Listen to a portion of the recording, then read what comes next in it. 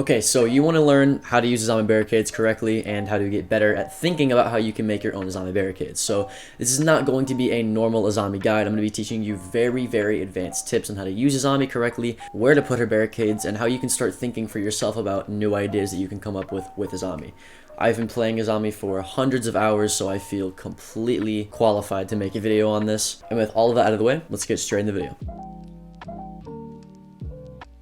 Okay, so firstly with Azami, I want you to understand how to use Azami correctly in terms of how you think about where you place her barricades. Pretty obvious, right? So in order to think about how you place your barricades, I want you to actually go back and watch my castle guide.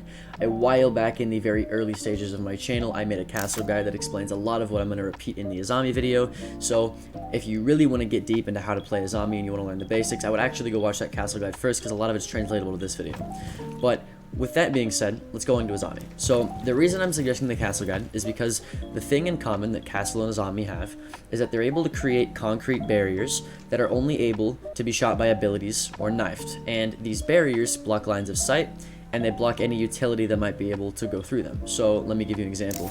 Let's say that I'm playing castle and I castle off this doorway, right? This is a pretty common strategy for playing gym or master bedroom. You castle this door off. Why do you castle this door off? So with castle barricades, you don't want to put them on windows or doors because people can just easily get utility to it or knife it a few times and it's gone. But with castle barricades that are in the middle of sites that they can't easily get to, right? Because if they were to hop in this window, they'd die to all these feed holes and the rotates, right? So you put a castle here, they can't get to this one. But what does this castle actually do?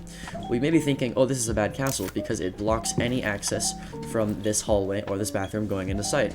But if you have a rotate here, and most of the time you're not going to play gym, it makes it not that big of a deal.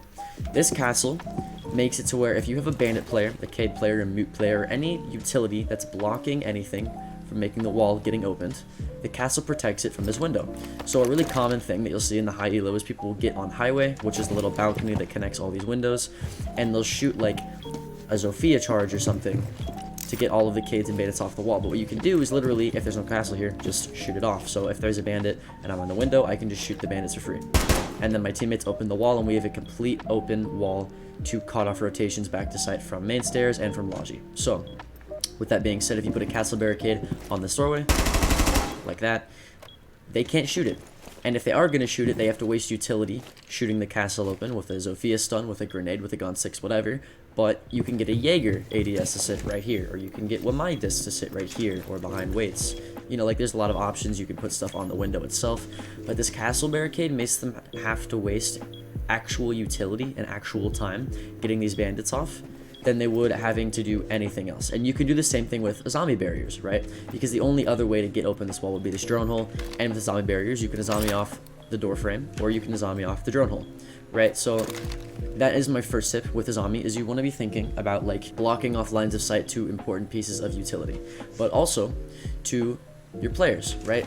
So a good Azami barrier that I made up, you might have already seen it by other players just because it's not like a huge thing that only I could discover, right? If you think about it, it just makes sense, so other people might have discovered it. But I can say confidently when Azami came out, I made up this barricade. So let's say you're playing in CC, it's the objective, and you have a red player, right?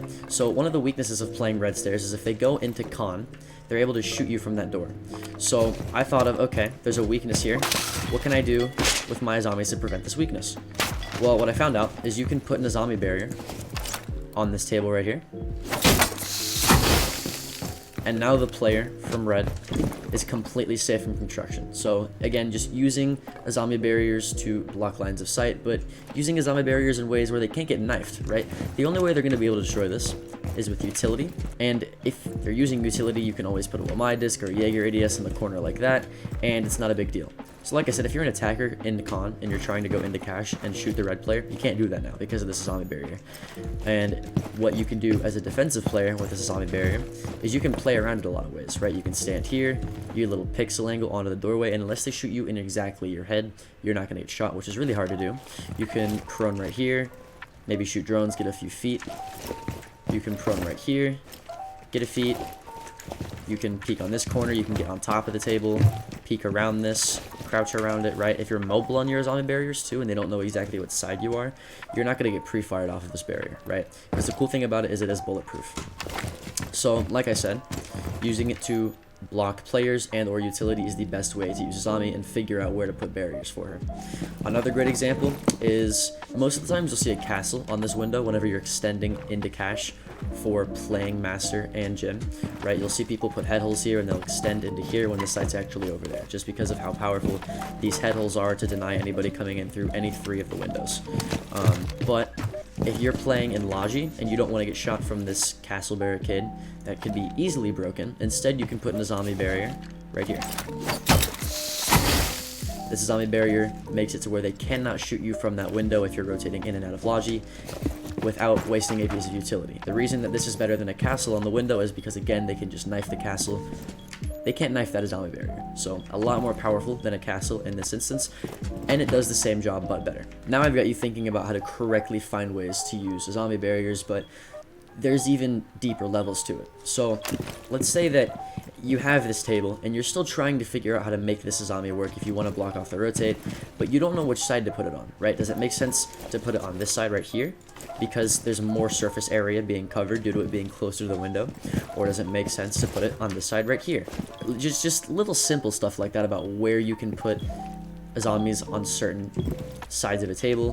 And the reason that I put this Azami barrier on this side of the table instead of on this side of the table is because if I did it on this side of the table, the Azami barrier would actually only be a semicircle because the floor and the table right next to it would break it. I've tried it many times. Maybe I'm just doing it wrong, I don't know, but there are a lot of instances where if you put an Azami barrier on one side of a table and not the other, it'll be a full circle instead of just a weird semi-looking circle thing. So thinking about where you can put Azami barriers on one surface, on the different side of that surface, is where the geometry of Azami barriers comes in, right?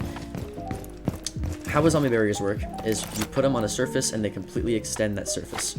So a surface can be as small as an inch, right? If I were to put an Azami barrier on the lip of this table, the Azami barrier wouldn't extend onto the side of this table right here. It would only extend to the level of that dip because that's where the initial part of the knife landed on the table. But if I were to put an Azami barrier on the table right here, it would circle out, but then it wouldn't make a complete circle because the top of it would be blocked by this lip. So thinking about just debris, about how Azami barriers work, will make you a lot better at placing these things. Now, I'm going to give you a puzzle here. Let's say that you have a rotate into Logi like this for the site, bedroom, and gym, and you just want to rotate here that isn't able to be shot by this window or by the window and gym, right? Now, most of the time, you'd reinforce this wall right here in order for the window player to not be able to shoot the Logi rotate, right? That's the whole purpose of that reinforcement if you've ever seen them ranked. But that doesn't cover this window. Now I'm going to give you an Azami barrier that would cover this window. So your first instinct would be like, hey, let's just put it on the side of this mattress, right? That way it covers a huge circle portion right here and it covers the window. That does work, but there are better options. So a better option would be on this couch, right? If you use this couch or this little wooden table to somehow make an Azami barrier that covered this window, the Azami barrier is now closer to you, meaning that the grenade has to travel farther to reach it. Now, why is that a good thing? If the grenade has to travel farther to reach it, and you're playing with randoms and ranked, there could be ADSs or my discs spread out randomly in sight. So the farther a grenade has to go, the more likely it will be to be caught by a Jaeger disc or a my disc. So the reason you'd put it on this couch and not the mattress is because of that. Now, how could you put it on this couch in order for it to be extremely useful? You could put it on this side of the couch, but then it would be blocked off by this wooden table, so it would only make a semicircle this way, and even then it'd be angled in such a weird way that it wouldn't fully cover the window, and I don't want to waste a knife showing you that. Could you put it on the head of the couch right here? You couldn't do that because, again, the bottom half would be blocked off, and the left part wouldn't even activate because of this lip of the couch right here.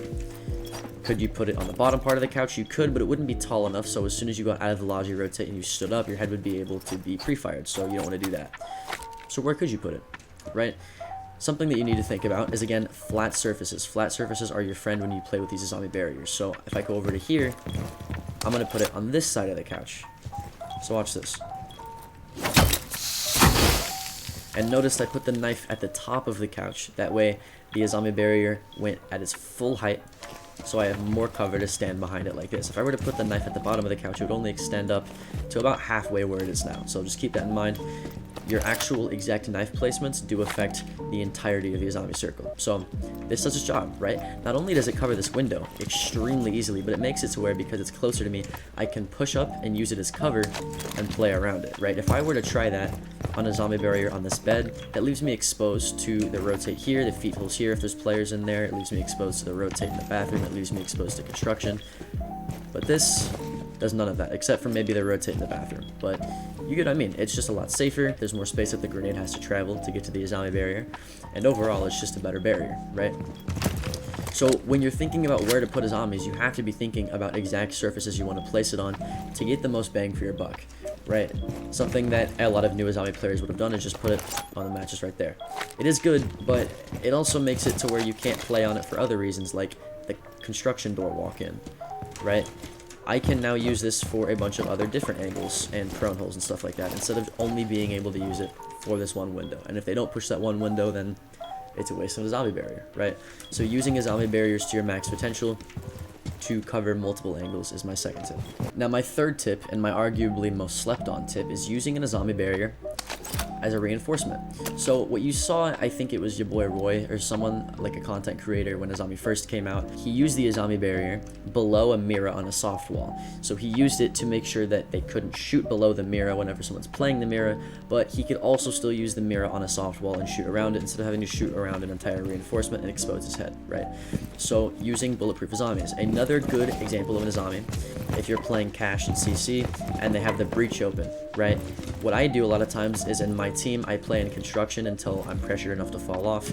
And if they open breach and I have an echo player or a smoke player sitting on this table or sitting behind green box, I actually throw my Azami barrier on this wall. Because a lot of times what people do when they open this wall right here is they'll just spam through this wall with bullets, right? They'll just... And the cool thing about Azami barriers is they're bulletproof, right? And unless they're unloading entire mags and actually breaking the soft wall behind your Azami barrier, they're gonna not see that the Azami barrier is there, and they're just gonna be wasting bullets. So that's another cool thing, is you can use them as kind of like a semi-reinforcement. But again, you don't want to be putting it in places that they could just come up to a knife. So a bad example of using this as a reinforcement would be like on this wall right here. Because if I'm an attacker, I could just come into construction and go on this and knife it for free without contention from anywhere else, right? So it only takes 3 knives to completely destroy these things. That's why you really want to be putting them in untouchable places by the attackers. If an attacker walks in to CC, let's say they have it completely under control and you're in Cash, the last thing they're going to be worrying about is knifing an Azami 3 times right here. They're going to be coming into here, swinging you here, they're going to swing you red stairs, they're going to be getting plant down. So you kind of have to use how attackers think and use utility against them whenever you're thinking about how to use Azami barriers. So again, let's go back to that concept where we're using an Azami barrier as a little pocket reinforcement, or like a deployable shield, right? So let's say I open up head holes here, right? If I open up head holes here, which a lot of players do in ranked, what you can do is you can throw an Azami barrier at the bottom of the wall, and now you have a completely bulletproof little pocket reinforcement that you can play around with the head holes instead of having to play around this reinforcement, which is easily pre-fireable by the attacker, right? If you're playing on this reinforcement, they're just going to sit and pre-fire this side of the reinforcement until you eventually peek them and die. But with this Azami barrier right here, you can play around a larger area where you can peek on the right, you can peek in the middle, you can peek on the left, and they're not able to pre-fire you. And if they do, you just go to where they're not pre-firing and kill them anyway. Luckily though, this Azami barrier does cover a large portion of these head holes because, again, it's a really good Azami barrier, so you don't have to worry about it unless they've destroyed it and it's late round and you deploy that one later. Another good Azami barrier, just for reference, is putting one at the top of this lip right here, because then it makes an entire circle bulletproof shield kind of thing that you can use to then swing onto the breach, or so you don't get shot from this window right here, and it makes rotating through red a lot safer. Another good set of Azami barriers on this site specifically are the Azami rafter barriers, which are extremely common. You'll see a barrier right here, and you'll see a barrier right here that make it a huge bulletproof shield that defenders can no longer get shot through these little slits right here. And you can position them in a way to where when the circle expands, there's a little pixel in the corner right here that you can use to kill people. I've done it 1,000 times. If you put your Azami barrier exactly where I shot these bullets, not up a bar, not down a bar, not to the right in the middle, but to the very left in the second bar in the middle, it makes a little pixel peak that you can use to kill anybody that walks into your door. You can do this with any other Azami barrier. If you put it more to the right and more down, you get one right here.